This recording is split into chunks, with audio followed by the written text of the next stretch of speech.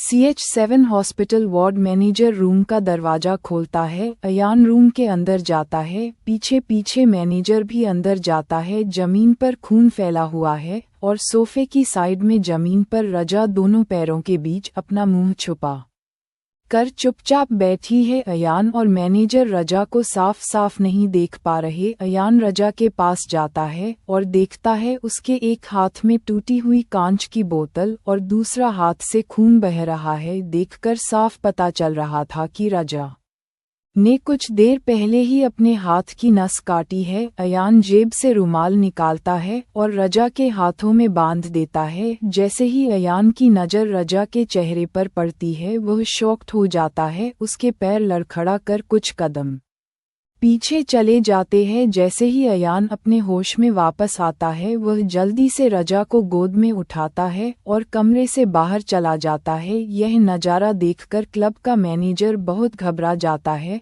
और इमरान को कॉल करके सब कुछ बता देता है। अयान जल्दी से रजा को क्लब से बाहर लाकर कार के अंदर बैठा देता है। खुद ड्राइविंग सीट पर जाकर बैठ जाता है और जल्दी से कार स्टार्ट करके वहां से निकल जाता है। लगभग 10 मिनट बाद कार एक हॉस्पिटल के आगे आकर रुकती है। अयान जल्दी से बाहर निकलकर रजा को गोद में उठाकर कार से बाहर निकालता है और जल्दी से हॉस्पिटल के अंदर चला जाता है। डॉक्टर हॉस्पिटल वार्ड से अयान को बाहर निकालकर जल्दी से रजा का ट्रीटमेंट स्टार्ट कर देते हैं।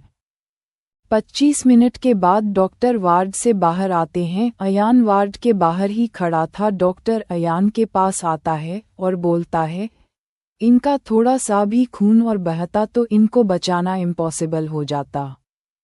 फाइनली अब वह ठीक है। इतना बोलकर डॉक्टर वहां से चला जाता है। अयान वार्ड के अंदर जाता है। रजा बेड पर बेहोश पड़ी थी। अयान बेड के पास जाकर राजा का चेहरा गौर से देखने लगता है। वहां पर खड़ी नस जो बोतल की ग्रिप चेक कर रही थी। जब उसने अयान का दुखी चेहरा देखा तो बोला, अभी यह बेहोश है, सुबह तक इन्हें होश आ जाएगा, आप चिंता मत कीजिए। इतना बोलकर नस वार्ड से बाहर चली गई। अयान जेब से मोबाइल निकालता है। फ़ोन में कुछ ढूंढने लग जाता है। कुछ देर बाद उसे एक पिक्चर मिलती है। अयान काफ़ी देर तक पिक्चर को ध्यान से देखता है और फिर रजा को। अयान के चेहरे पर शॉकिंग एक्सप्रेशन आ जाते हैं। 1 घंटे बाद इमरान भी हॉस्पिटल में आ जाता है और रूम नंबर पता करने के लिए अयान को कॉल लगाता है। कुछ सेकंड बाद अयान कॉल रिसीव करता है और इमरान को रूम नंबर बता देता है। कुछ मिनट बाद इमरान उस रूम में आ जाता है। अयान सोफे पर बैठा था। इमरान अयान के पास जाता है और उसके पास बैठ जाता है। फिर बोलता है, मैं MC हॉस्पिटल गया था, मिस्टर डैनियल काफ़ी गुस्से में है, उन्होंने डील कैंसिल कर दी है। इतनी देर में इमरान का फ़ोन रिंग होता है। वह कॉल रिसीव करने के लिए कमरे से बाहर चला जाता है। 15 मिनट बाद इमरान एक डॉक्टर को लेकर कमरे के अंदर आता है। डॉक्टर रजा को चेक करता है, फिर इमरान की तरफ देखकर बोलता है, इन्हें 4 या 5 घंटे के अंदर होश आ जाएगा, उसके बाद आप इन्हें यहाँ से ले जा सकते हैं। इतना बोलकर डॉक्टर कमरे से बाहर चला जाता है। डॉक्टर के बाहर जाने के बाद इमरान रियाज को मैसेज करता है, सर मैंने डॉक्टर को कुछ पैसे देकर सिचुएशन संभाल ली है, कुछ ही घंटों में मैम को हॉस्पिटल से डिस्चार्ज मिल जाएगा। इमरान फ़ोन जेब में रखकर अयान के पास जाता है। अयान रजा के बेड के पास खड़ा हुआ है और रजा को देखकर कुछ सोच रहा है। इमरान रजा की तरफ देखकर अयान से बोलता है, इस लड़की ने बहुत बड़ी मुसीबत खड़ी कर दी है। सर और मिस्टर डैनियल बहुत गुस्से में है, दोनों इसे जिंदा नहीं छोड़ेंगे। अयान खराब एक्सप्रेशन से इमरान को देखने लगता है और बोलता है, ये क्लब में कर क्या रही थी? इमरान सोफे पर जाकर बैठ जाता है। बोलता है, ये रजा है, कुछ दिन पहले ही हमने इसे हैरी से खरीदा है, एक डील के लिए इसे मिस्टर डैनियल के पास भेजा था। इसने तो मिस्टर डैनियल का सिर फोड़ दिया। इमरान अयान को सब कुछ डिटेल में बताने लगता है। इमरान की बातें सुनकर अयान के एक्सप्रेशन धीरे धीरे खराब होने लगते हैं। जैसे ही इमरान अपनी बात खत्म करता है, एक बॉडीगार्ड हड़बड़ाते हुए अंदर आता है और बोलता है, बाहर मिस्टर डैनियल के आदमी खड़े हैं।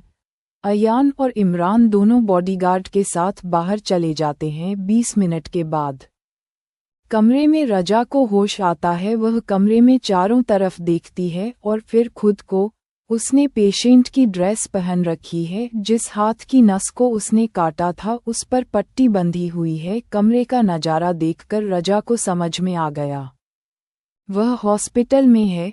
ज़्यादा खून बह जाने की वजह से उसे बहुत कमज़ोरी महसूस रही हो है और उसे हाथों में बहुत दर्द भी हो रहा है। वह पूरी ताकत लगाकर बेड से उठती है। रजा दरवाजे के पास जाती है और बाहर देखती है। 2 बॉडीगार्ड खड़े हैं। बॉडीगार्ड को देखकर वह अपने कदम पीछे ले लेती है और बाथरूम की तरफ चली जाती है। बाथरूम के अंदर पहुंचकर रजा सामने पड़ी फिनाइल की बोतल उठा लेती है। दूसरी तरफ अयान कमरे में आता है। वह देखता है बेड खाली है। फिर वह कमरे से बाहर जाकर बॉडीगार्ड से पूछता है, उस लड़की को कोई बाहर लेकर गया है? बॉडीगार्ड ना में जवाब देते हैं। फिर अयान वापस कमरे के अंदर आ जाता है और कमरे में चारों तरफ रजा को ढूंढने लगता है। उसे बाथरूम के अंदर से कुछ आवाज़ आती है। रजा फिनाइल को पीने के लिए अपने मुंह के करीब ले जाती है। उसके हाथों में अचानक से दर्द होता है और बोतल नीचे गिर जाती है। रजा नीचे देखकर रोने लगती है। उसी वक्त उसे किसी के कदमों की आवाज़ आती है। वह दरवाजे की तरफ देखती है। CH8 हॉस्पिटल से डिस्चार्ज रजा देखती है। दरवाजे से एक लंबा आदमी अंदर आ रहा है। कुछ ही सेकंड में वह आदमी उसके सामने आकर खड़ा हो जाता है। अयान को अपने सामने देखकर रजा को झटका लगता है और वह बेहोश हो जाती है। जैसे ही रजा बेहोश होकर जमीन पर गिरने लगती है, अयान हवा में उसको पकड़ लेता है और गोद में उठा लेता है। फिर वह बाथरूम से बाहर आकर रजा को बेड पर लेटा देता है। जल्दी से अयान डॉक्टर को लेकर आता है। डॉक्टर रजा को चेक करते हैं और उसको ब्लड चढ़ा देते हैं। फिर अयान की तरफ देखकर बोलते हैं, कमज़ोरी के कारण बेहोश हो गई है, कुछ देर में इन्हें होश आ जाएगा। इतना बोलकर डॉक्टर वहां से चले जाते हैं। घंटे भर बाद रजा की पलकें झपकती है। डॉक्टर के जाने के बाद से अयान रजा के पास ही खड़ा था। वह एक पल के लिए भी वहां से नहीं हिला।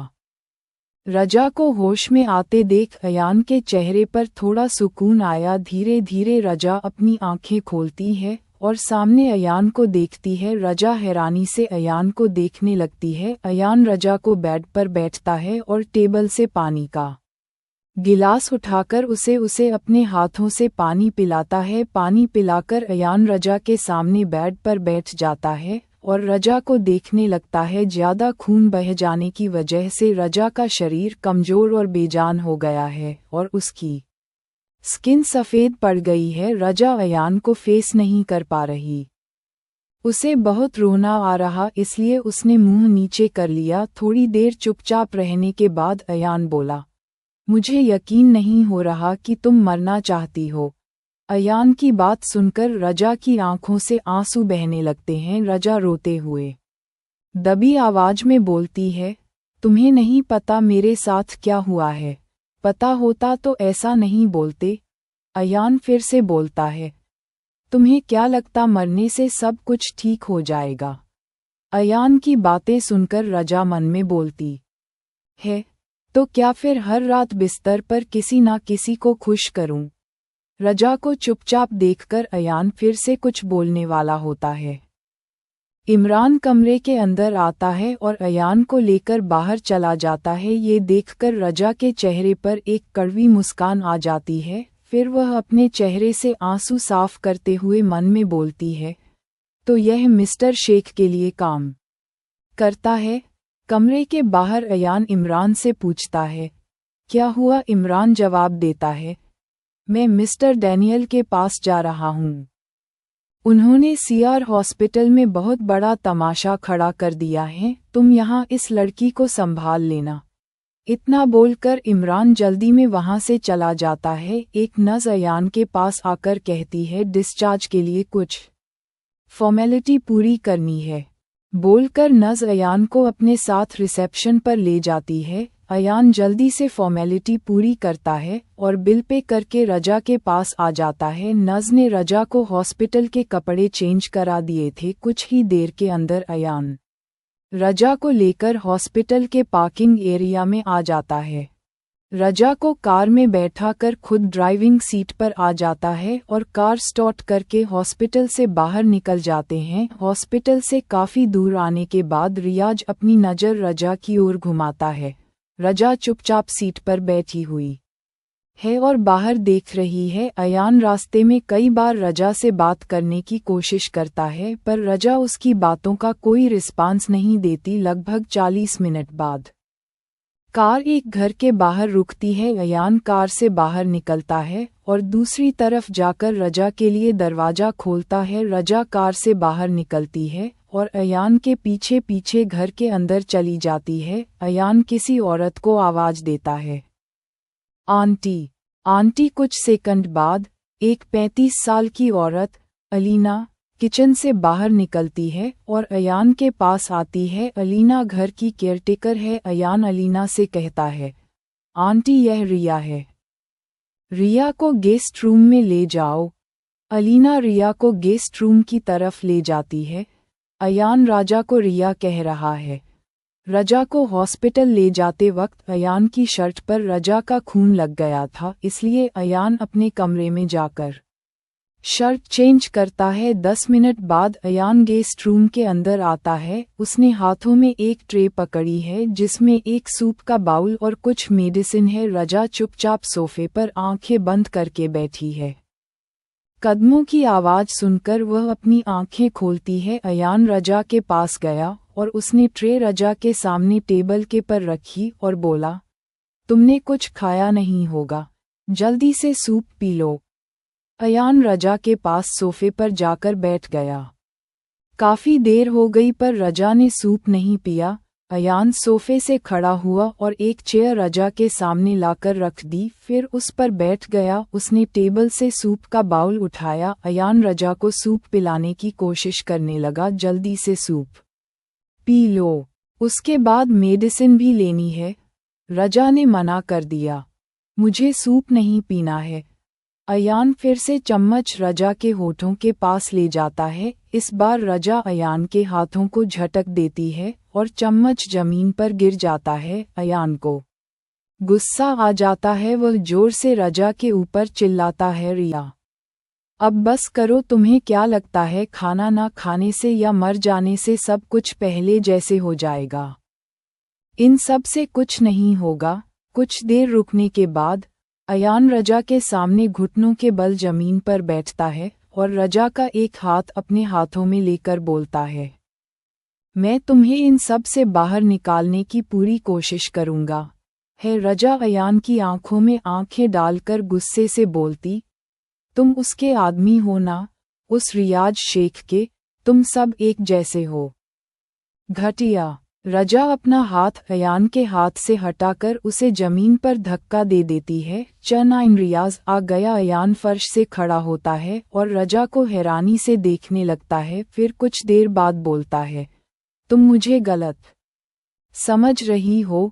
रजा अयान से मुंह फेर लेती है। अयान कमरे से बाहर निकलकर जिम में चला जाता है और पंचिंग बैग को मारने लगता है। अयान अपनी सारी फ्रस्ट्रेशन पंचिंग बैग उतारने लगता है। कई घंटे बीत गए, उसने पंचिंग बैग को नहीं छोड़ा।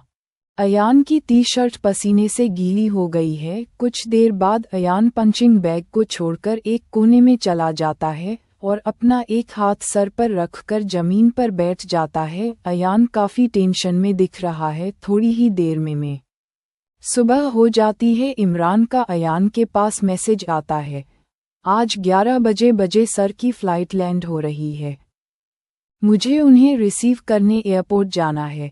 10:30 बजे ऑफिस में इम्पॉर्टेंट मीटिंग है, तुम उसे अटेंड कर लेना। इमरान का मैसेज पढ़कर अयान गेस्ट रूम में जाता है। रजा बेड पर सोई हुई थी। फिर वह अपने कमरे में आकर शावर लेने चला जाता है। 10 मिनट बाद वह बाथरूम से बाहर निकलता है और कबर्ड से ब्राउन कलर का बिजनेस सूट निकालता है। कुछ ही देर में अयान तैयार होकर हॉल में आ जाता है। हॉल में अलीना डाइनिंग टेबल पर ब्रेकफास्ट लगा रही है। अयान अलीना के पास जाता है और रिया के बारे में पूछता है। वह उठ गई? अलीना नहीं में जवाब देती है। अभी वह सो रही है। फिर अयान कहता है, ठीक है। रिया जब जाग जाए तो उसे ब्रेकफास्ट करवा देना और टेबल पर मेडिसिन पड़ी है, ब्रेकफास्ट के बाद वह दे देना। इतना बोलकर अयान वहां से जाने लगता है। अलीना बोलती है, सर आप ब्रेकफास्ट तो कर लीजिए। अयान नामे सिर हिलाकर घर से बाहर चला जाता है और पार्किंग में जाकर एक ग्रे कलर की कार के अंदर बैठ जाता है और कुछ ही सेकंड में कार स्टार्ट करके ऑफिस के लिए निकल जाता है। अयान 10:20 पर ऑफिस पहुंच जाता है और मीटिंग अटेंड करने के लिए कॉन्फ्रेंस रूम के अंदर चला जाता है। 10:30 पर मीटिंग स्टार्ट हो जाती है। दूसरी तरफ 11:15 इमरान एयरपोर्ट पहुंच जाता है। वह अपने साथ 4 कार लेकर आया है। वह एयरपोर्ट के बाहर कार के पास खड़े होकर रियाज के बाहर आने का इंतजार करने लगता है। 11 बजे रियाज की फ्लाइट लैंड होती है। वह अपने प्राइवेट जेट से बाहर निकलता है। कुछ ही देर में वह अपने बॉडीगार्ड के साथ एयरपोर्ट के बाहर आ जाता है। एयरपोर्ट के बाहर 4 कारें लाइन से खड़ी थी। इमरान दूसरे नंबर की कार के पास खड़ा था। रियाज इमरान के पास जाता है। इमरान दरवाजा खोलकर रियाज को कार में बैठा देता है। फिर दूसरी तरफ जाकर खुद कार में बैठ जाता है और ड्राइवर को कार स्टार्ट करने का इशारा करता है। कार स्टार्ट होने के कुछ देर बाद रियाज थोड़े गुस्से में बोलता है, वह बुड्ढा मिस्टर डैनियल कहाँ है? इमरान जवाब देता है, उसे आज सुबह हॉस्पिटल से डिस्चार्ज मिला है, अभी वह अपने घर पर होगा। रियाज रजा के बारे में पूछता है, और वह लड़की? इमरान जवाब देता है, कल रात अयान सर उसे अपने साथ ले गए थे, अभी शायद वह अयान सर के घर पर है। इमरान का जवाब सुनकर रियाज अजीब नज़रों से उसे घूरने लगता है। इमरान घबराते हुए बोलता है, कल रात मिस्टर डैनियल ने हॉस्पिटल में बहुत बड़ा तमाशा खड़ा कर दिया था, मुझे उसके आदमियों के साथ जाना पड़ा। इमरान बॉडीगार्ड को कॉल लगाकर रजा को अयान के घर से वापस लाने का ऑर्डर देता है।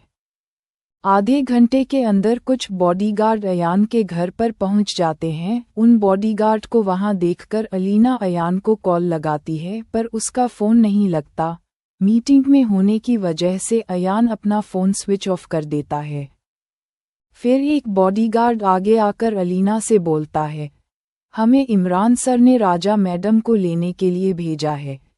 इतनी ही देर में अलीना के पास इमरान का कॉल आता है। अलीना कॉल रिसीव करके हेलो बोलती हैं। दूसरी तरफ से इमरान बोलता है, अयान कल रात जिस लड़की को घर पर लाया था, उसे इनके साथ भेज दो।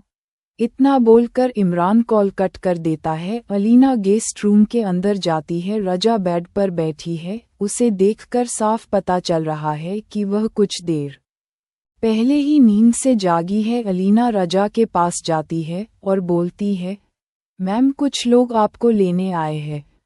रजा अलीना की ओर देखती है। उसे अलीना के साथ एक औरत दिखाई देती है। वह रोमा है। रोमा को देखकर रजा समझ जाती है अब उसे यहाँ से जाना होगा। रजा बिना कुछ बोले चुपचाप रोमा के साथ चली जाती है। घर से बाहर निकलकर वह रोमा के साथ कार में बैठ जाती है। फिर कार होटल के लिए निकल जाती है। रास्ते में रोमा रजा को देखती है तो उसे रजा की हालत देखकर बहुत दुख होता है। रजा का शरीर बहुत कमजोर और बेजान हो गया है, जैसे कि उसमें कोई जान ही ना बची हो। 30 मिनट बाद कार होटल के बाहर आकर रुकी। रोमा ने रजा का हाथ पकड़कर उसे कार से बाहर निकाला। फिर रोमा रजा को लेकर होटल के अंदर चली गई। इमरान का फ़ोन रिंग हुआ। इमरान ने कॉल रिसीव किया और 2 सेकंड बात करके कॉल कट कर दिया। फिर इमरान रियाज के पास जाकर बोला, मैम होटल पहुंच गई है। 15 मिनट बाद रियाज बेडरूम के अंदर आता है। रजा बेड पर चुपचाप आंखें बंद करके लेटी हुई थी। रियाज रजा के पास जाकर उसे झटके से बेड से उठाता है। 10 डैनियल की मौत। रियाज अपने एक हाथ से रजा के बाल पकड़ता है और दूसरे हाथ से रजा को गला दबाने लगता है। फिर गुस्से से बोलता है, बहुत हिम्मत आ गई है ना तुझे। रजा का दम घुटने लग गया। उसके लिए एक एक सांस लेना मुश्किल हो रहा है। उसकी आंखों से लगातार आंसू बह रहे हैं। धीरे धीरे रजा की आंखों के सामने अंधेरा छा गया और उसे महसूस होने लगा कि अब वह जिंदा नहीं बचेगी। उसी वक्त रियाज का मोबाइल रिंग हुआ। रियाज ने रजा को दीवार की ओर धक्का दे दिया। रजा का सर दीवार से जाकर टकराया। रजा बेहोश होकर जमीन पर गिर गई। रियाज ने जेब से मोबाइल निकाला। स्क्रीन पर सोहेल का नाम शो हो रहा है। सोहेल रियाज का करजन भाई है और बिजनेस में रियाज का लेफ्ट हैंड। रियाज सोहेल का कॉल रिसीव करता है। दूसरी तरफ से सोहेल बोलता है, अस्सलाम अलैकुम। फिर रियाज कहता है, वालेकुमुस्सलाम व रहमतुल्लाह। सोहेल कहता है, मैंने कहा था ना, वह कमीना डैनियल हमें धोखा दे रहा है। मैंने डॉक्यूमेंट सेंड किए हैं, उसे देख लो, तुमको सब समझ में आ जाएगा। सोहेल रियाज से 2 साल बड़ा है। सोहेल की बात सुनकर रियाज कॉल काट देता है और सोफे पर बैठकर मैसेज चेक करने लगता है। डॉक्यूमेंट पढ़कर रियाज को बहुत गुस्सा आता है। गुस्से में वो टेबल पर पड़ा फूलों का बास उठाकर जमीन पर फेंक देता है। कुछ देर सोचने के बाद रियाज सोहेल को कॉल लगाता है। सोहेल कॉल रिसीव करता है। रियाज बोलता है, उस डैनियल को मार दो। सोहेल बोलता है, मैं उसके घर के बाहर हूँ। रियाज बोलता है, मुझे उसकी चीखें सुननी है। सोहेल डैनियल के घर की बेल बजाता है। एक सर्वेंट आकर अंदर से दरवाजा खोलता है। सोहेल और उसके कुछ बॉडीगार्ड अंदर जाते हैं। सोहेल सर्वेंट से डैनियल के बारे में पूछता है। सर्वेंट जवाब देता है, सर बेडरूम में रेस्ट कर रहे हैं। सोहेल अपने बॉडीगार्ड के साथ डैनियल के बेडरूम की तरफ चला जाता है। बेडरूम के अंदर डैनियल सोफे पर बैठकर शराब पी रहा था। सोहेल रूम के अंदर आता है। सोहेल अपने पेंट के पीछे से एक गन निकालता है, फिर डैनियल को गन से शूट कर देता है। डैनियल धड़ाम से जमीन पर गिर जाता है और दर्द से चीखने लगता है। सोहेल फिर से डैनियल के सिर पर शूट करता है। डैनियल मर जाता है। दूसरी तरफ होटल के कमरे में रियाज मोबाइल पर डैनियल की चीखने की आवाज़ सुन रहा है। डैनियल के घर में घुसने से पहले सोहेल ने रियाज का कॉल कट नहीं किया था। डैनियल की चीखें सुनकर रियाज के चेहरे पर शैतानी हंसी आ जाती है। सोहेल कोट की जेब से फ़ोन निकालकर कानों पर लगाकर बोलता है, मर गया का तारानकन। रियाज फ़ोन काट देता है। कॉल कट करके रियाज रजा के पास जाता है और उसे जमीन से उठाता है, फिर बेड पर ले जाकर लेटा देता है। रियाज शैतानी हंसी हंसते हुए रजा के चेहरे को सहलाता है और मन में बोलता है, अच्छा किया उसका तारानकन डैनियल का सर फोड़कर। रियाज इमरान को कॉल लगाता है। 2 सेकंड बात करके कॉल कट कर देता है। 25 मिनट बाद इमरान एक डॉक्टर को साथ बेडरूम के अंदर आता है। पीछे पीछे रोमा भी एक ट्रे में जूस लेकर अंदर आती है। इमरान डॉक्टर को रजा का चेकअप करने के लिए बेड के पास ले जाता है। डॉक्टर रजा को चेक करने लगता है। रजा के बेजान शरीर और उसके हाथों की पट्टी देखकर वह सब कुछ समझ जाता है। डॉक्टर रजा के हाथों की पट्टी चेंज करता है और कुछ मेडिसिन लिखकर पेपर इमरान के हाथ में देता है। फिर बोलता है, ये काफ़ी कमज़ोर है, इनका अच्छे से ध्यान रखना होगा। रोमा जो इमरान के पास ही खड़ी थी वह बड़बड़ा आती है, मैम ने कल दिन से कुछ भी नहीं खाया। रजा के शरीर में खून बढ़ाने के लिए डॉक्टर कुछ फ्रूट और वेजिटेबल सजेस्ट करता है। रोमा डॉक्टर की बात अच्छे से सुन रही है। इमरान डॉक्टर को लेकर बेडरूम से बाहर चला जाता है। पीछे पीछे रोमा भी रजा के लिए कुछ खाना लेने के लिए बेडरूम से बाहर चली जाती है। सबके बाहर जाने के बाद रियाज सोफे से उठता है। बेड के पास जाता है और रजा के शरीर को अच्छे से देखने लगता है। रियाज नोटिस करता है कि खून ना होने के कारण रजा की स्किन सफ़ेद पड़ गई है। रजा का शरीर पहले से बहुत पतला हो गया है, चेहरा भी मुरझा गया है। कुछ वक्त रजा को घूरने के बाद रियाज बेडरूम से बाहर चला जाता है। दूसरी तरफ ऑफिस में अयान मीटिंग खत्म करके ऑफिस के दूसरे कामों में बिजी हो जाता है। 5 बजे तक वह अपना सारा काम खत्म करके घर के लिए निकल जाता है। घर जाने की जल्दी में अयान कार बहुत तेज चला रहा है। उसका घर ऑफिस से 1 घंटे की दूरी पर है, पर वह आधे घंटे में ही घर पहुंच गया। कार पार्क करने के बाद अयान ने घर की बेल बजाई। एक सर्वेंट ने अंदर से दरवाज़ा खोला।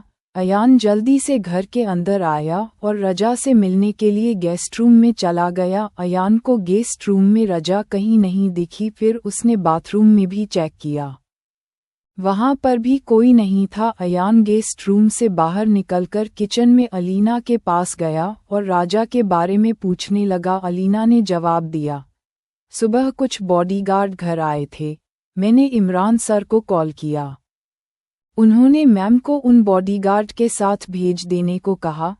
फिर वह बॉडीगार्ड मैम को लेकर चले गए। अलीना की बात सुनकर अयान गुस्से में बोला, आपने मुझे कॉल क्यों नहीं किया आंटी? अलीना अयान के रिएक्शन को देखकर घबरा गई। अयान ने अलीना से आज तक कभी भी इतने गुस्से बात नहीं की। अलीना घबराते हुए बोली, मैंने आपको कॉल किया था पर आपका फ़ोन स्विच ऑफ था। अयान गुस्से में वहां से चला जाता है। अयान अपने कमरे में जाकर सोफे पर बैठ जाता, फिर अपनी आंखें बंद कर लेता है।